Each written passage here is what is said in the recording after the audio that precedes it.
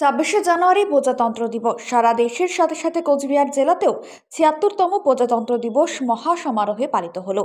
কোচবিহারের রাজবাড়ী স্টেডিয়ামে একাধিক বর্ণাঢ্য অনুষ্ঠানকে সামনে রেখে এই অনুষ্ঠানটি সাফল্যমণ্ডিত করতে জেলা প্রশাসনের তৎপরতা ছিল লক্ষ্য করার মতো। অনুষ্ঠানে একাধিক বিদ্যালয়ের ছাত্র এবং ছাত্রীদের রুট মার্চ সহ সাধারণ মানুষের জনকল্যাণমূলক পরিষেবার ট্যাবলোগুলোও রুট মার্চে অংশগ্রহণ করতে দেখা যায়। কর্মসূচিগুলির মধ্যে গুরুত্বপূর্ণ কর্মসূচি জেলা শাসক দ্বারা ভারতের জাতীয় পতাকা উত্তোলন এবং কোচবিহারের জেলার নাগরিকদের গত এক বছরে যে পরিষেবাগুলি সাধারণ মানুষ পেয়েছেন তার তালিকাগুলি তুলে ধরা সহ একাধিক গুরুত্বপূর্ণ বিষয় উঠে আসে জেলা শাসক অরবিন্দ কুমার मीनाর বক্তব্যে। नमस्कार। भारत के 76वें प्रजातंत्र दिवस के उपलक्ष्य पूरे कोचबिहार जिलावासीদেরকে জানাই আন্তরিক শুভেচ্ছা ও শুভকামনা।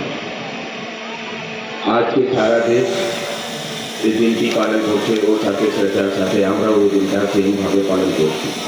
1950 সালে আপনারা জানেন আজকের দিন আমাদের সংবিধান জারি করা হয়। তারপরে থেকেই हमारे भारत जंगल একটি সার্বভৌম সমাজতান্ত্রিক ধর্মনিরপেক্ষ গণতান্ত্রিক সাধারণতন্ত্র রূপে আমরা এটাকে গড়ি। এটাকে রূপায়ণ করতে গেলে আমাদের গভর্নমেন্ট প্রচুর স্কিম টেক আপ করে। এর মধ্যে আপনারা জানেন এখন 24 তারিখ থেকে শুরু হয়েছে দুয়ারে সরকার, लेकिन এর আগে 8 जो রাউন্ড হয়েছে ওখানে প্রায় 40,000 ক্যাম্প আয়োজিত করা হয়েছে। 40,000 ক্যাম্পের মাধ্যমে মানুষকে অনেক সুযোগ সুবিধা গভর্নমেন্টের পক্ষ থেকে প্রদান করা হয়েছে। রাস্তা সিঁড়ি ও পথশ্রী গত বছর 385টা রাস্তা টেকআপ করা হয়েছিল, যার ভ্যালু 260 কোটি টাকা। এখন কারেন্ট ইয়ারে 613 কিলোমিটার রাস্তা টেকআপ করা হয়েছে, যার ভ্যালু প্রায় 230 কোটি টাকা।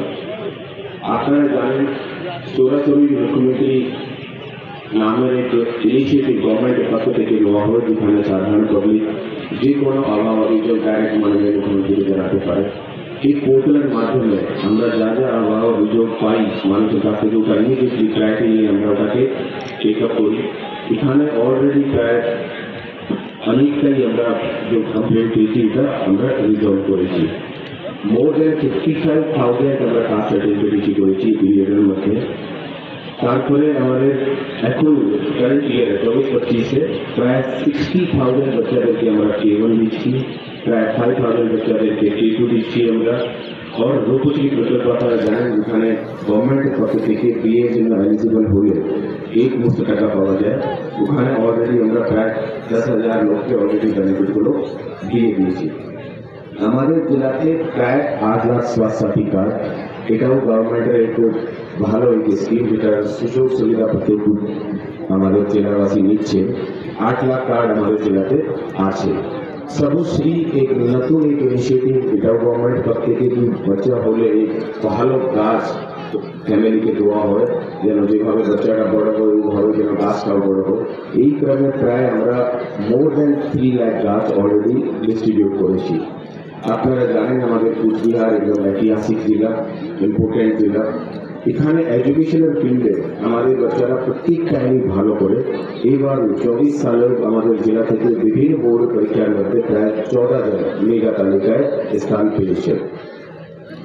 আমাদের প্রায় 1300 জন স্টুডেন্ট ক্রেডিট কার্ডের লাভ নিয়েছে, তার ভ্যালু প্রায় 15 করোড়।